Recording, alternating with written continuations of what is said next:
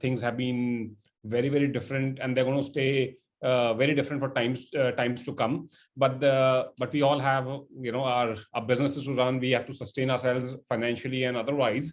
So I think it's important to adapt, and I think nobody knows better than those in the travel industry how to adapt, because travel means that it comes with the perils of the job. Things change very fast when we are on the road. So we are used to things changing very fast on the road, but the whole business scenario getting disrupted was something that nobody had prepared themselves for. However, having said that, even in this, whatever happened in the last over a year, and we don't know what lies ahead, I think it's important to adapt ourselves to the changed times. And so I've written a book on travel marketing, and I'm also, because I've been an observer of the travel industry, and I've been in a unique position to observe the industry without being a kind of an insider, because I don't sell travel myself. Right. But I've always, because of my journalistic training, I've been a keen observer on what's happening. And that's why I can share some of my own learnings and my own thoughts with you. So we know that times are tough and we need to invoke the gods. Right. And but the gods alone can't do anything. We need to, do a lot of things ourselves too. God can only, give us blessings and, make us lucky or unlucky, but the rest is up to us. So, yeah, and there's no time more important than now to focus on marketing branding, right? When things are down, that's when marketing has to step up. Typically, not only now, but over decades and centuries, the moment things start going bad, unfortunately, the first place where businesses start cutting down is on marketing. But that's the time when you need to step up on the marketing, and I'll elaborate why I say that. Because, the first thing that every business, I'm sure, must have been doing anyway over the last 1 year has been cutting their costs, because there's nothing more killing than overheads which are non-productive in terms of financial returns, right? But the last thing, like I just said, the last thing you need to cut out is marketing. You need to stay on the marketing track. You can't derail yourself there, because marketing has always been important, good times or bad times, and it's particularly important now because things are slow, and this is the best opportunity for you to strengthen your marketing when you have time on your hands. And when I say marketing, it doesn't just mean going on running ads and Facebook, running Facebook ads, or running WhatsApp messages, or any other stuff, but even building your products. And I'm going to talk about that later. So what happens is, no matter what the times are, even in the times of the Great Depression that happened in the around the early 1930s in the US, and whenever in war situations and otherwise, recessions always happen, businesses slow down. However, no matter what happens, the market never goes to zero. There's always a certain market which is available, right? If the market for cars comes down, right, if say hypothetically 1 lakh cars was selling in a month, now even in the worst of times, the market might come down to 40,000, but 40,000 cars are still selling, right? So the game is go and capture a larger share of that 40,000, right? And when you are, if you stay active in your marketing, right, the fewer customers that you have, those who are actively marketing themselves will be the first in line to catch the customers, because they will have the customer's attention. Because if you're not marketing yourself, the customer will not know you, right? And as a result, it might be a smaller market overall, but you capture a larger share of that. And then at the same time, what's also happened is it's time to expand your markets. You have to tap into newer ones. For example, if your market has been the school market, right, you adapted to doing something to tapping into the family market. Likewise, if your market has been inbound, you move to the domestic market. Why? Because these are segments which are tappable, and even if it means that I know friends whose 100% model was inbound, and the inbound traffic has been virtually zero. So what do? you start tapping into the domestic market. Yeah, it requires a lot of changes in your DNA, because if you are used to talking to customers in the UK, in Spain, in the US, where you're talking very different products, you're talking different price points, you're talking different margins, and suddenly you want to, you have to go and market yourself in Bombay or Indore or Chennai, it becomes a totally different ball game. But that's where you adapt yourself and you tap into those markets. And what happens is, if you don't let up on your marketing, you keep yourself in the mind of the customer all through, because customers have a fickle memory, right? If suddenly they feel like going to Kashmir today, or they feel like going to the Dwars, right? They are likely to call the person who's in front of them. And who's the person in front of them? The one who's proactively marketing themselves, right? And eventually, as things get better, and I'm sure it will get better, they have gotten better in the last few months, and God forbid we don't have another terrible waves coming in, the markets will keep opening up, the markets will expand, they will reopen. And if you have been top of the mind of the customer, even if the customer has been passive, even if the customer has not been traveling, right? But when the time comes to travel, you will be the first one they will call, because you kept reminding them, hey, when you're ready to travel, travel with me. And here's the thing, when it comes to the market overall is going to stay smaller, which means that you have to, you'll be catering to lesser customers in terms of quantity, but then you build your products, you modify your products to command a better price. That's what the focus has to be, right? And quality will score over quantity. The mass tourism, the bulk tourism that we are used to is not coming back in a hurry. So the important thing is focus on quality, focus on the creamy layer of the market, command a better price, work on better margins, and your balance sheet will go back to its robust self. You'll be catering to fewer packs, but the end goal is profit. And if you can command the same profit with fewer packs, you've achieved your goal, right? And that's why you need to invest in innovative products, right? If your business was primarily based on taking people to Agra, but too many people don't want to go to Agra or stay in hotels because of the crowds, right? Take them somewhere else, take them to Chambal, take them to maybe some offbeat locations in Rajasthan where people feel safe and comfortable. And when they do, they will pay you that price, right? And use this time to build focus groups. What are focus groups? You gather people together on Zoom calls. If it is safe, maybe over coffee, maybe over a drink, talk to them. Try to understand what the market wants. Take their opinions, and these smaller groups, focus groups, which are representative of a larger market that you're trying to tap, right? They are the ones who are going to give you insights, and then you can build your products and pricing around that. Because again, people have time right now. They're used to Zoom calls. Bring them on, bring them on in smaller groups and have these focus groups. And the days of mass advertising are temporarily on hold, at least. Why? Because I think anyway, the mass advertising model has changed drastically. I think empirical evidence tells me that more and more people are watching OTT, are watching on OTT networks like Netflix and Amazon Prime and Apple Plus. There's no advertising there. I don't know how many people are reading newspapers and magazines. Anyway, it's also becoming unaffordable to do mass advertising. That's why focusing on digital becomes important, right? And the beauty of digital is you can calibrate your budgets according to the returns you're getting. You can do the right targeting. You can do a mix of messaging. You can do a mix of creatives, and you can see what's working and what's not working. Whatever's working, you amplify. Whatever's not working, you go back to the drawing board, right? And this is where associations like Toft become important.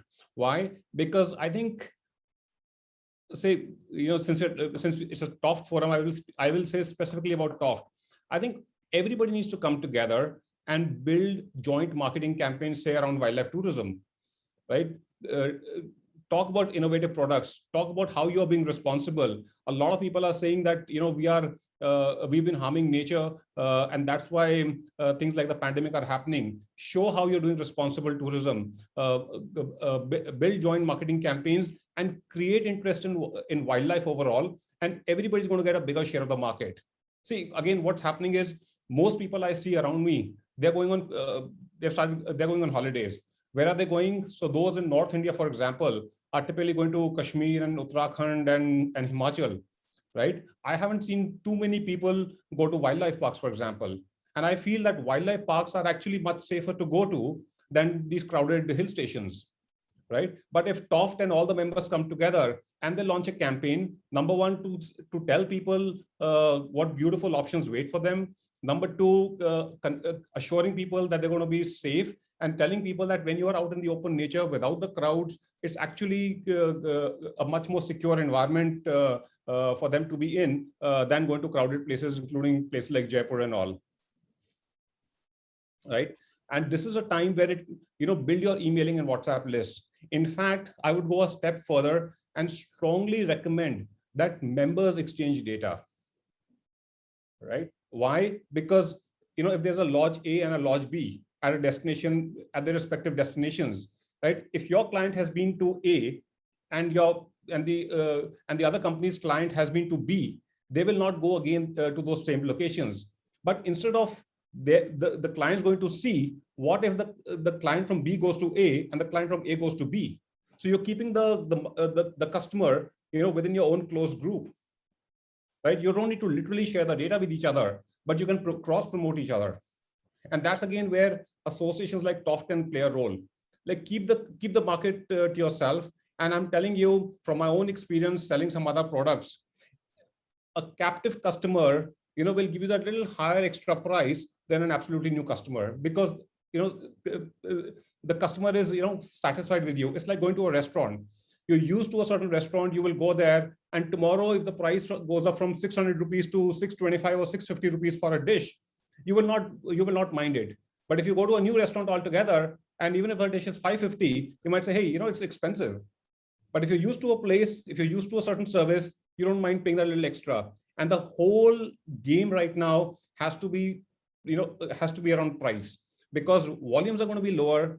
So you have to focus on price and profitability, and that will come when you build innovative products and you give a great service.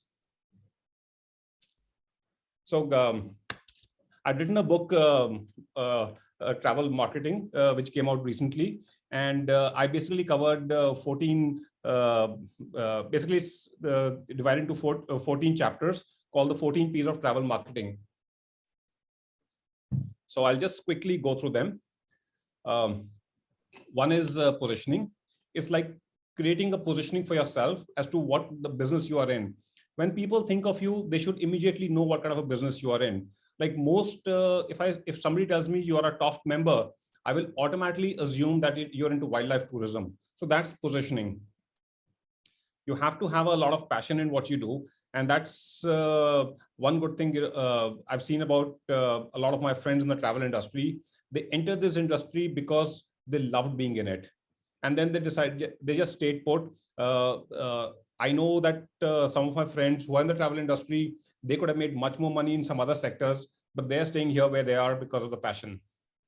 Pitara is basically your toolbox. Having a great brand, having a great logo, having your mailing list, your Facebook profiles, your website. That's your Pitara. Product is the most important thing. Is basically what you're selling, right? Whether it's tiger tourism in Madhya Pradesh, whether it's road trips around wildlife parks, whether it's going spotting the snow leopard in the upper Himalayas, that's your product. Promise is something that you assure your customer that if you travel with us, this is what you're going to get in terms of the quality, the service, and the experience. Partnerships, what I was talking about earlier, I think associations like the travel associations, the tourism boards, travel companies, I think they all need to work very closely with each other. They don't need to see each other as competitors, because the whole idea is to expand the market, and get more customers. And you can only do that through partnerships, because everybody has a limited capacity to market themselves, because a lot of businesses in the travel industry are not large businesses. They're more focused on their day-to-day business. They're not necessarily adept at putting up building great Facebook social media followings, running campaigns. But if it's all done jointly, the market expands for everyone. I keep repeating. People are, of course, the travel industry is a people business, and it's everything is about how you train your people, making sure that the idea of service runs from top to bottom. Everybody is very knowledgeable about their products, whether it's your housekeeping staff or whether it's your MD. Everybody should know the products in full detail. Picture is basically what you paint. So again, talking about wildlife, for example, is the messaging you send out, is the imagery you send out, is the videos you make out. You excite people with the picture you paint about what you're selling. Promotions is everything. Ads, mailing lists, WhatsApp messages, interactions, events. Public relations, I think, again, in these times, there has to be a media outreach. You have to reach out to influencers, you have to reach out to bloggers, you have to reach out to traditional media and talk about your different products, put people at ease, tell people that they can travel safe, and these are the innovative products that are on offer for them. Price, we've discussed in greater detail through this talk. Place is basically where you distribute yourself, where you kind of promote yourself and distribute yourself. If you feel your audience is primarily on Instagram, you should focus your marketing campaigns on Instagram. If you feel that your audience is maybe a mature audience, a senior audience, they're not very social media savvy, maybe you need to do something else. Maybe build a physical mailing list, send them letters, send them brochures, maybe take part. Okay, exhibitions and other trade shows are off right now, but when they resume, a lot of your customers could be at trade shows because they're not necessarily very social media savvy.